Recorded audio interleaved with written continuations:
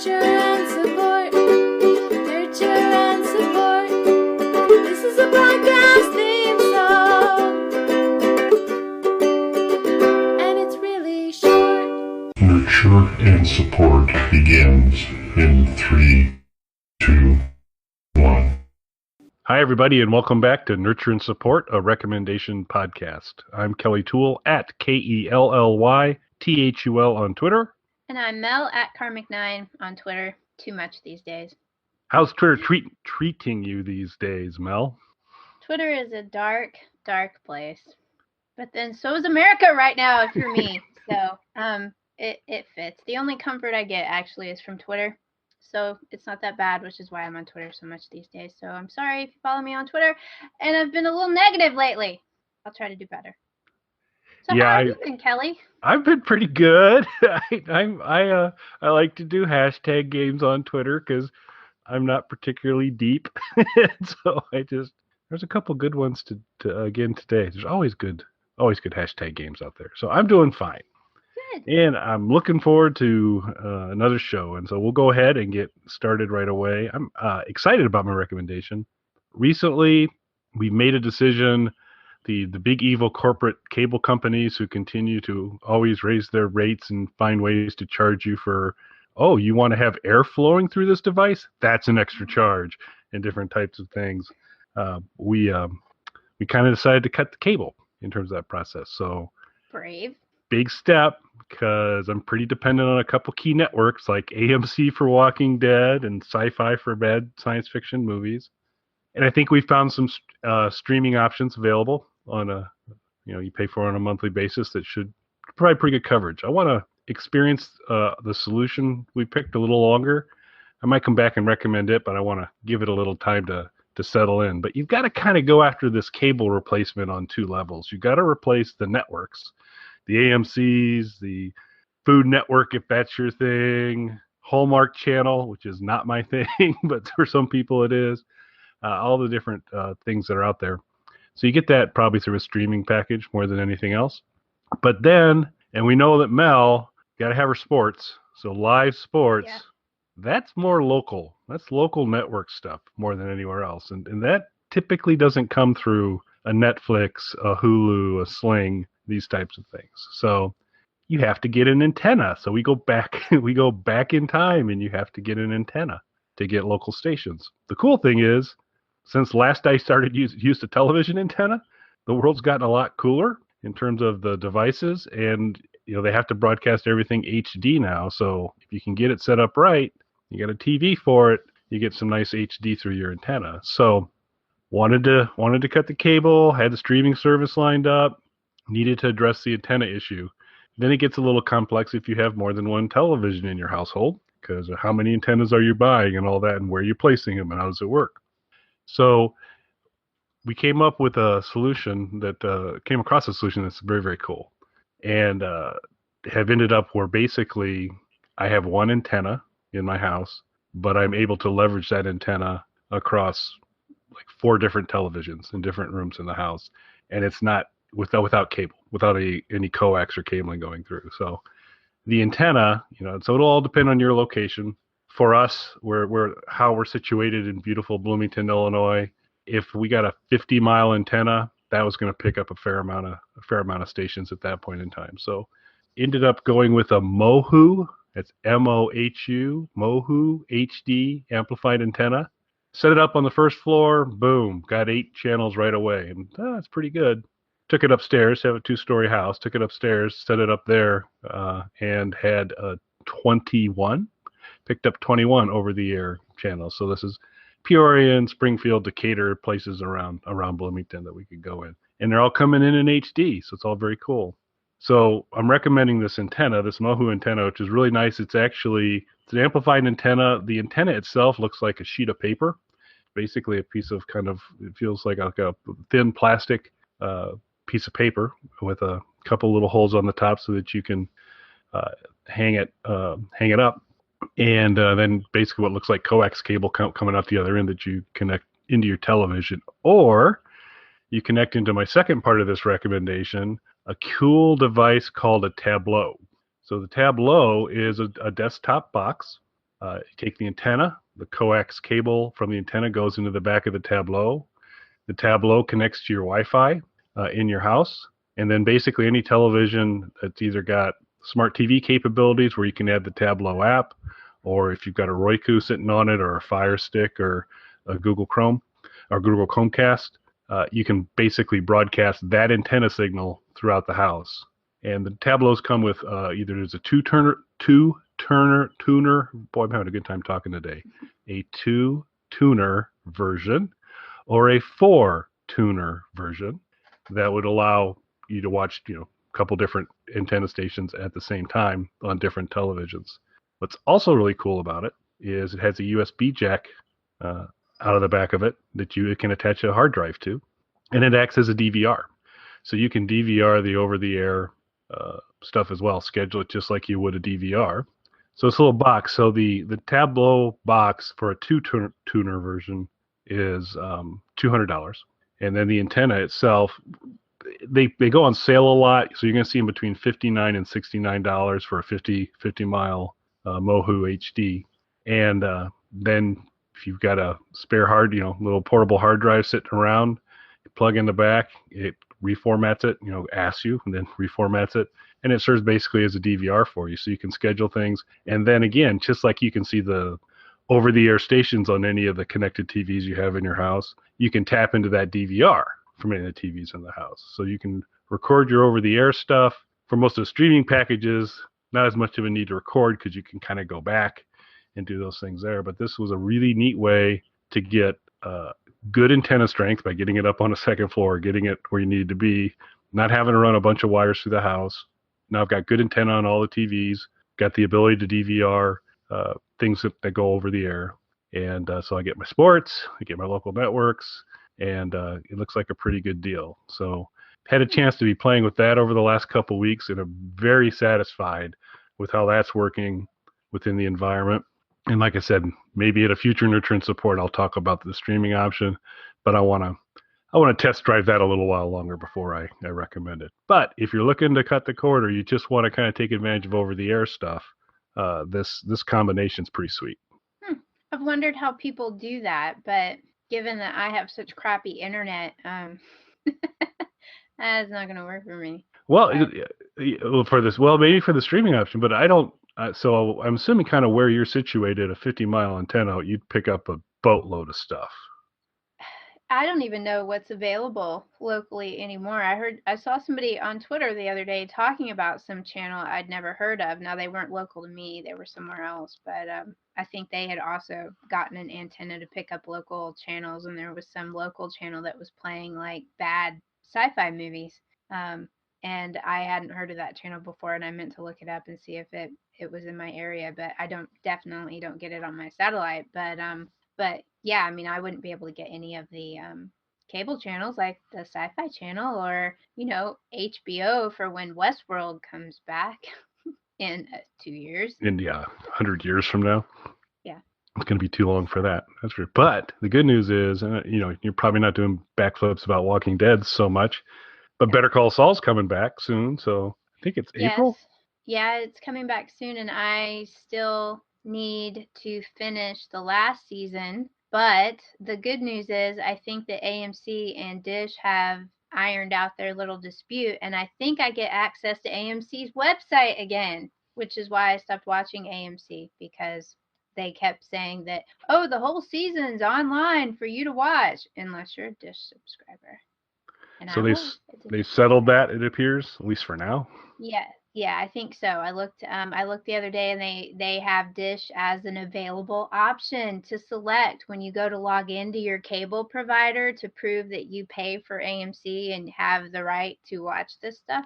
So I don't know if they have Better Call Saul up there, but they have a lot of good shows on AMC that they lost me as a customer for because I couldn't watch them, and I don't watch anything live, and my DVR is always full and deleting stuff.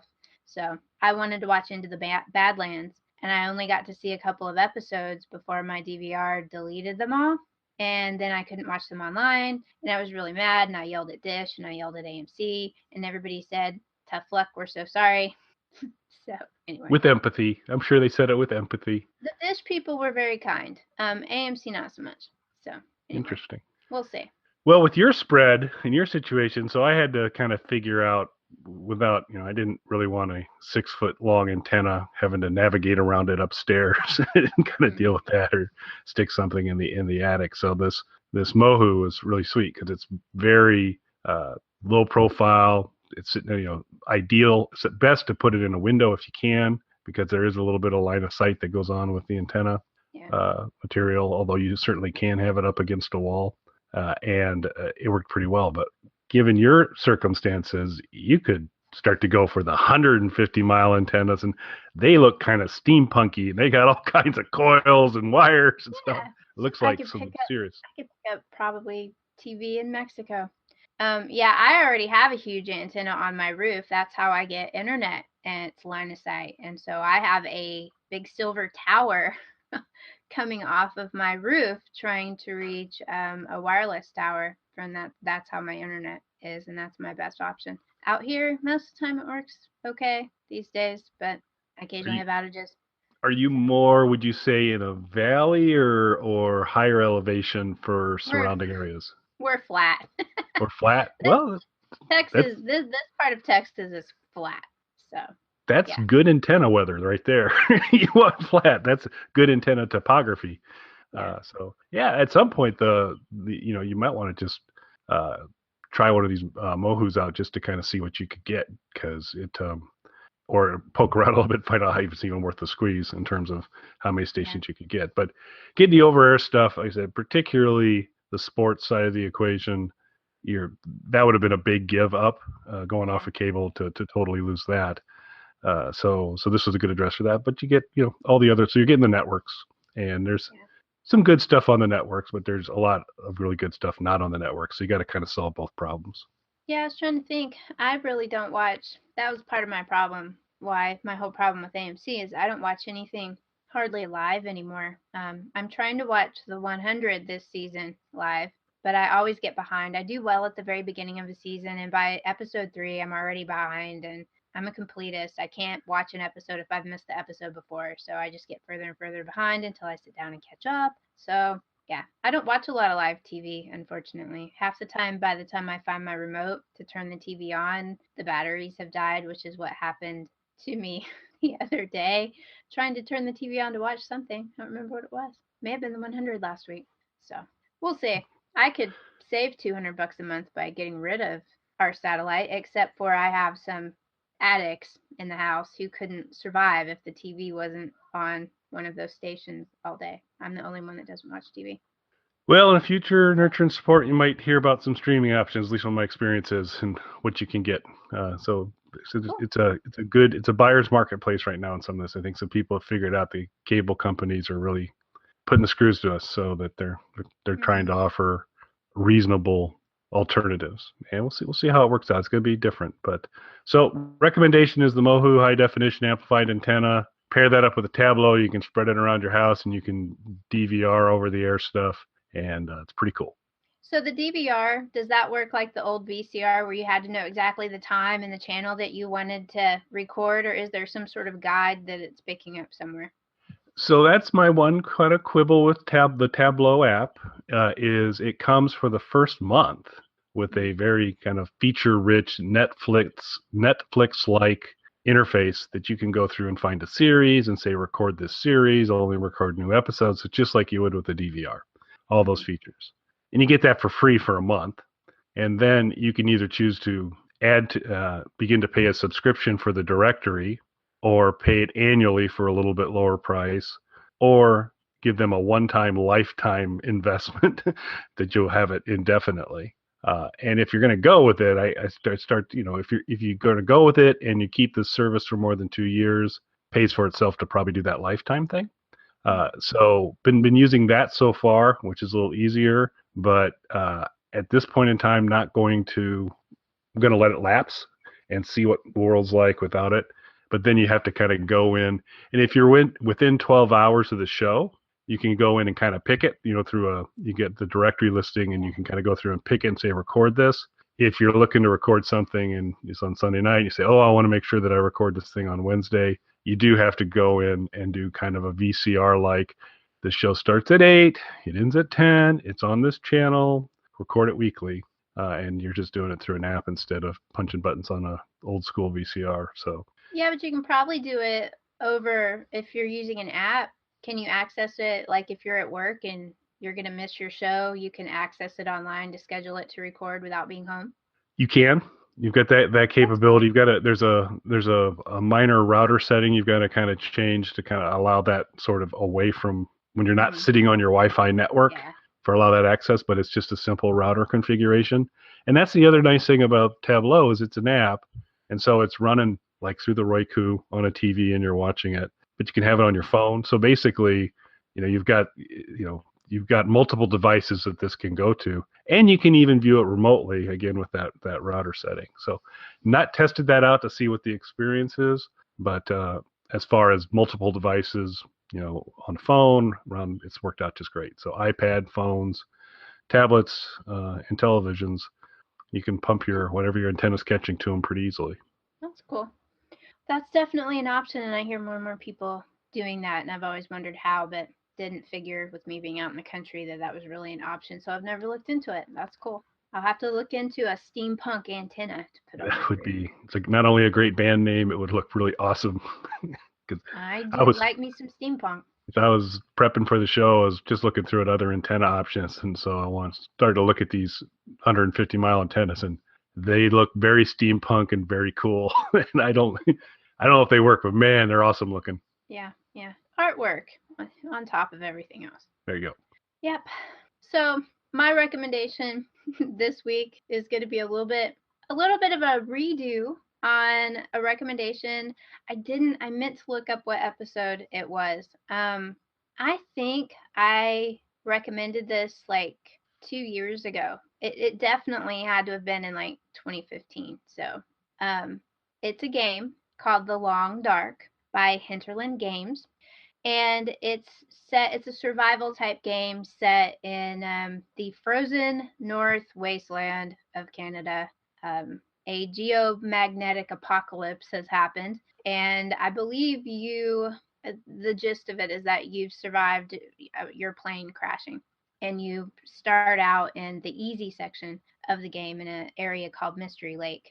And that's when I talked about it before, the game was still in kind of an alpha stage. It is still in early access on Steam this far longer, but it has progressed so much. It was perfectly playable back when I talked about it before, but they have added so much more content because they're still working on story mode.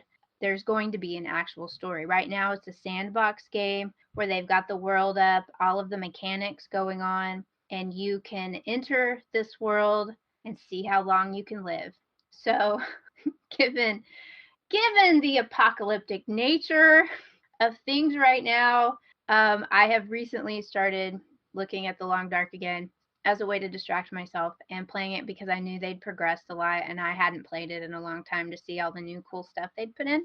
So they've got 4 settings for your skill level. So you can actually, one of the things when you're playing sandbox mode is there are no other people in the game. You are the lone living person up around the starting area. Mystery Lake is a kind of tourist resort, mountain lodge place around a lake with ice fishing huts, and there's a trapper's homestead, and a ranger lookout, and timberland that's been cut. It is covered in snow. It is very, very, very cold. The weather changes constantly, so it's in typical survival type fashion. You have to worry about trying to stay warm. And like I talked about a long time ago, the biggest thing that you're trying to take care of in this game is your calories. It's basically a calorie resource game. You have to take in enough food and water and stay warm enough to stay alive. And that's what you're tracking. When you pull up your little health meter, it actually tells you how many calories that you have left to burn. When you find food and you're looking at it in your inventory, it tells you how many calories are in that food. So that's essentially what the game is. And I haven't done that lately because I'm a little more experienced in the game, but I haven't played it in a really long time. But when I first started playing it, I was dying in my sleep because I ran out of calories. So you have to, if you're low, you've got to eat before you go to bed, and you have to make sure that you're going to wake up and eat something if you're really low on food and you're trying to ration yourself. So you have to be careful. They've smoothed a lot of that out, I think, now, but that is still the main issue going on in the game. So when you start, you can pick the Pilgrim level, which is the easy level, the Voyager level, which one of the things that happens in the game there are wolves. Right now there are wolves and bears in the Mystery Lake. I know they're talking about cougars. I haven't left the Mystery Lake area really, so I'm not sure if there are cougars in other places. They're planning on adding different animals. But there are wolves and bears that will attack and kill you. So you have to be careful. On the Pilgrim level, they will run away. They will not attack you unless you probably try to kill them and fail, and then they will attack and kill you. Which would be me. But So that would. Finding a weapon that actually allows you to attack an animal is pretty difficult in the game. You start the game on everything but the Pilgrim level with you have no weapons, and as you move up through Voyager, and then there's Stalker, and then there's Interloper, which I would be terrified to even try Interloper. I wouldn't live 2 seconds. You get less and less resources when you start the game, and so it's very urgent that you find shelter, and you find some of the biggest things you have to find a hatchet so that you can chop wood to burn to stay warm so you don't die, and also to melt water. If you can't make a fire, even though you're surrounded by snow, which is frozen water, you will die of thirst, which I've done before when I first played the game because I couldn't figure out, why can't I just eat the snow? So scientifically, shouldn't you be able to eat the snow, or is it going to burn more calories? Well, they don't give you the option because it's a game. And okay. like what's happened in the last few years with this huge rage of survival games, they throw you into this world and they don't give you a manual. They don't tell you really how to do things. So you kind of have to figure it out. So if you haven't played The Long Dark, I would suggest that you start out on Pilgrim, where it's a little bit easier just to get a hang of all the different things that you have to do. You have to build a fire to melt snow, to make water, to drink. However, if you don't purify your water by boiling it, or you found water purification tablets, you will get sick and die from the polluted water. So there's all these different nuances, and every time I look at what they've advanced, they've moved even further. So like all of these games, you move into crafting. So you can craft, one of the first things you'll do, particularly in Mystery Lake, is find a hook and some line, and have to make a fishing line so that you can go ice fish. But if you don't have a hatchet to break the ice, or a knife to break the ice, you won't be able to fish because it's frozen. So you see, you have to find all of these things. And as you move up through the different levels of ease, you have fewer and fewer resources to work with. So it's hard. Like I started yesterday, I started a new game after I played around in Pilgrim to get the hang and see what had changed, just to remind myself of how to play this game. I switched over to a easy level Voyager game where the wolves will attack me, and if I hadn't already been relatively experienced in this game, I would have frozen to death in 2 seconds. It started me out in the middle of the night when it's like -20 outside, and I have no warm weather gear. I have no hatchet. I have no knife. And I did happen to be by a small shelter, but there's no stove or anything to be able to burn anything and warm up. So anyway, I barely survived. I've been playing this game for a really long time. So it's sad. As the game goes on, though, they've added all sorts of crafting where you can now make bows and arrows. You can make deer skin clothing, rabbit pelt clothing, but you have to be able to kill the deer and the rabbits. So you have to be able to craft a snare at some point. so that you can catch rabbits. The easiest way at first to get any sort of deer hide or anything like that, and you have to have gut, and you have to, now they've made it more complicated where you have to dry the hide and the gut for 5 days before you can use it. If you're new to the game, you may not live 5 Those days. 5 days. Yes, especially if you're starting on a harder level and you have 5 days before you can dry gut in order to make a fishing line so that you can get fish to feed yourself with. So it gets a little complicated. So it's essentially calorie management game of just trying to survive in exploration. You can find some prepper bunkers that are hidden around, but I am really bad at finding prepper bunkers. But the game's been out for 2 years. There are a lot of people who have put out maps to show you the locations because there is no in-game map that goes along with the whole survival aspect of it. There's no map. You wander around. Now, you can take notes in the game in your journal to help remind you of landmarks or something like that, or where something is to help you in your, however you want to, navigate your own little world. But there is no in-game map, which is one of the hardest things for me because I get turned around in the snow, in the trees. They all look the same. So anyway, the Long Dark has really come a long way since the last time I talked about it. They've added a whole bunch of new areas. When I recommended it before, there were only 2. There was Mystery Lake, and then they had just come out with Coastal Highway. They've now added a Desolation Point, Pleasant Valley, Timberwolf Mountain, and Forlorn Muskeg, I think it is. And they're going to add more. And story mode, they keep telling us, is really close, and that's going to be where there will be other people in the game. And you will start having to make moral decisions on how far you will go to survive and what you will do. So they're really not giving a lot away about what the story is going to entail other than that. So I'm really excited for it. They've recently released some story mode trailers and things like that. So it's getting closer and closer.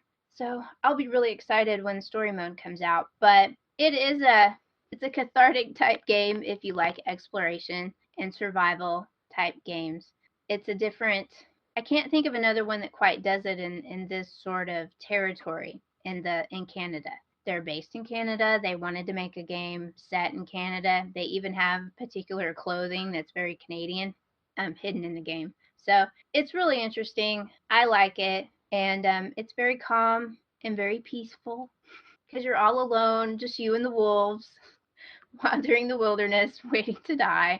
And so, hey, we all need a little bit of that right now. So The Long Dark by Hinterland Games, it is available on Steam and on Xbox. There is no PlayStation version. I'm not sure if they plan on porting it to PlayStation, but it is available on Xbox if you are a console gamer. Sounds like a great port for the PlayStation VR. I would think that would be a pretty awesome way to play this game. Yeah. But that'd be cool.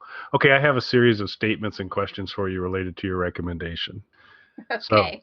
So, first of all, strictly from a fashion point of view, as you're cruising around Desolation Point, would you prefer to be sporting deer or rabbit? What would be your preferred attire? Well, right now, and I'm not sure if they're going to add more clothing, but right now you've got deer. You've got deer leggings, and then you have a wolf skin coat or a bear coat that you can make, and rabbit mittens. Okay. So wolf or bear for the jacket for you? I'm going to go with wolf because bears, I don't want to mess with bears. Fair enough. And the chances that the rickety little rifle that you find can take down a bear is probably not really good. So I'd stay away from the bears if I were you. Okay. Second, my prediction is if I play this game, I'm going to be awesome at it because when it comes to securing calories, I am like a pro. It's like I'm all over securing calories. And if at some point they introduce moral questions, I'm unfettered by moral decisions in these games. So I think these will serve me well in that process, particularly my calorie intake capabilities, which are quite impressive. I'm not too proud to say. So there's that. Second, you said they're thinking about adding cougars. Just a clarifying statement. These aren't middle-aged women in inappropriate clothing for age-inappropriate clothing. These are actual cougars, right? Although it'd be pretty cool. have I cougars. assumed that they were the four-legged kind, but I would not be surprised if the two-legged kind show up in story mode. That'd be cool. And then lastly, since this is set in Canada, I assume the wolves are slightly more polite than American wolves are. Well, they're being nice to me right now. When I talked about I started over in the second game where the wolves can attack me, I've yet to see a wolf and none have attacked me because I haven't even seen one yet, which is nice since I just found a hatchet.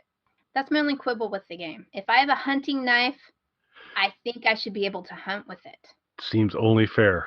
And But in Canada, you cannot hunt with a hunting knife. Yeah. Seems almost like a bit of a Westworld crossover there, that there's like, well, no, you can't do that with that. So Yes. Yeah, that's possibly what's going on. They did it that's first. the story mode right there. This is the Canadian Westworld land. I wouldn't be surprised. Very cool. All righty. Well, we can go ahead and move into. It's a cool recommendation. I do want to.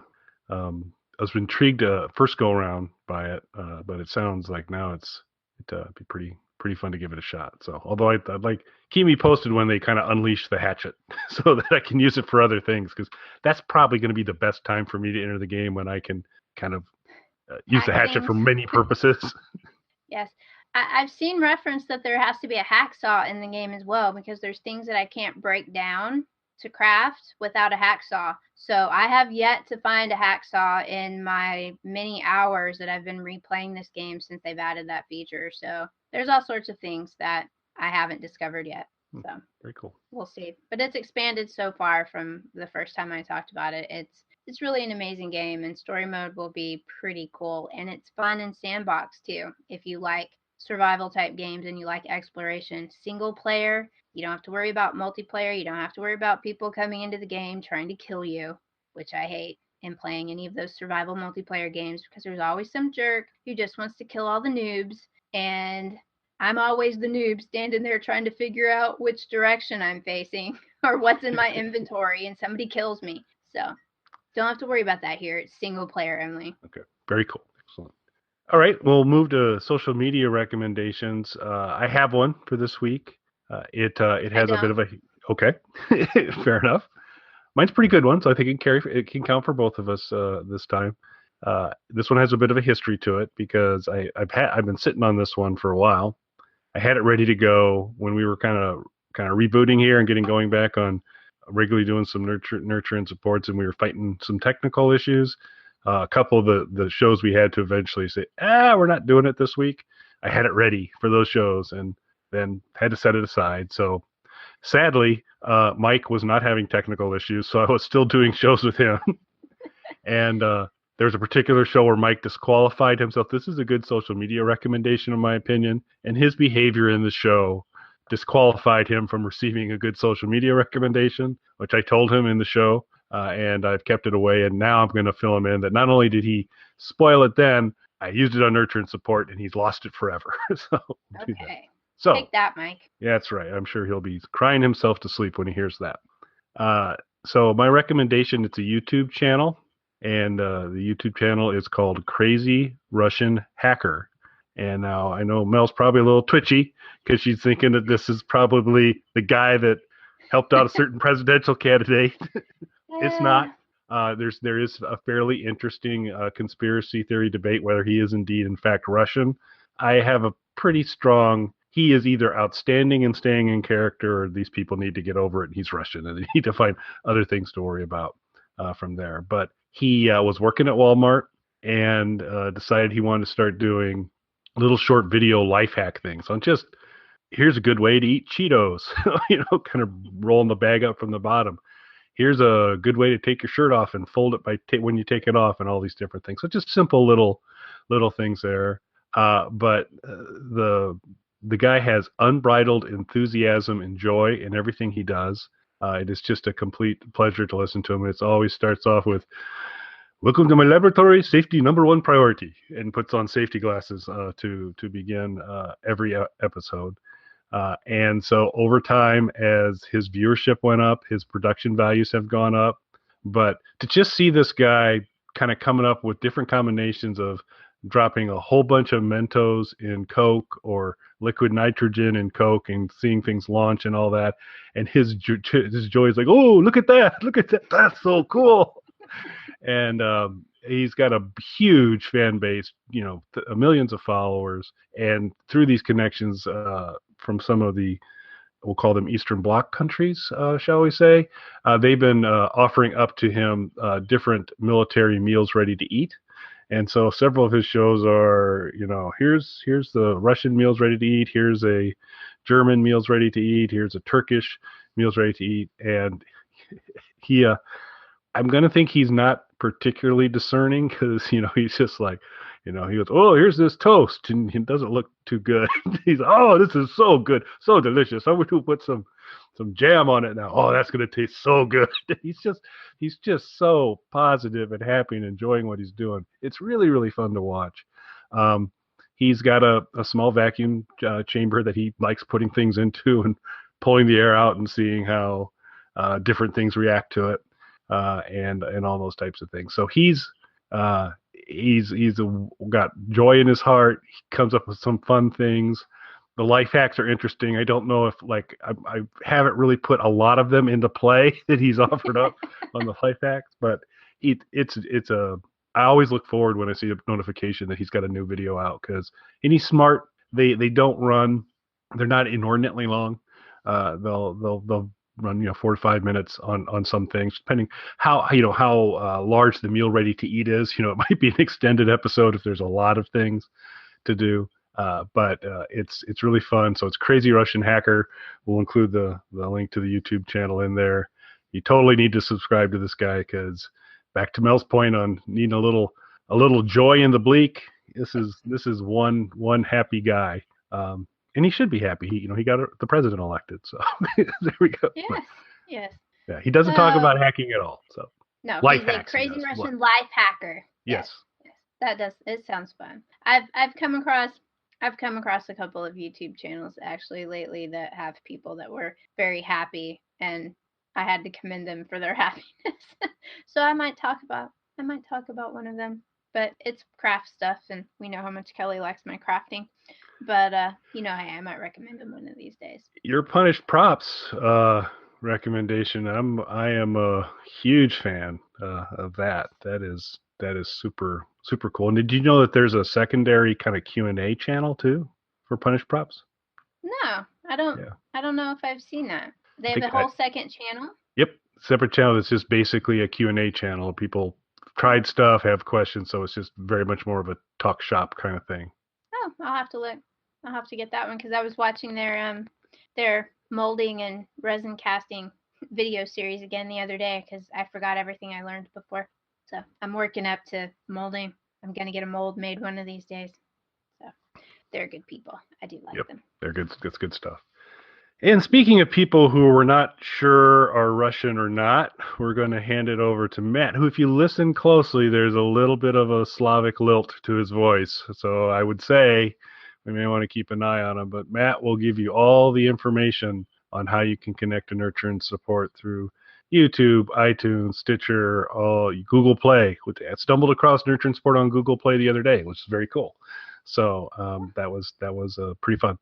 So he'll fill you in with all the different ways you can kind of connect to us. If you're listening, thanks so much. We really appreciate it. Continue to subscribe to us on YouTube, write reviews. If you get a chance, that always helps. And if you want to subscribe to the playlist where we get the stuff out on YouTube, that'd be great too. So thanks for listening, everybody. We'll be back later, maybe, unless the Russian hacker gets us. There you go. You can contact us on our website, nurtureandsupport.net. or email us at nurtandsupp@gmail.com. That's NURTANDSUPP@gmail.com. Or tweet us at nurtandsupp on Twitter. Nurturing and supporting Internet.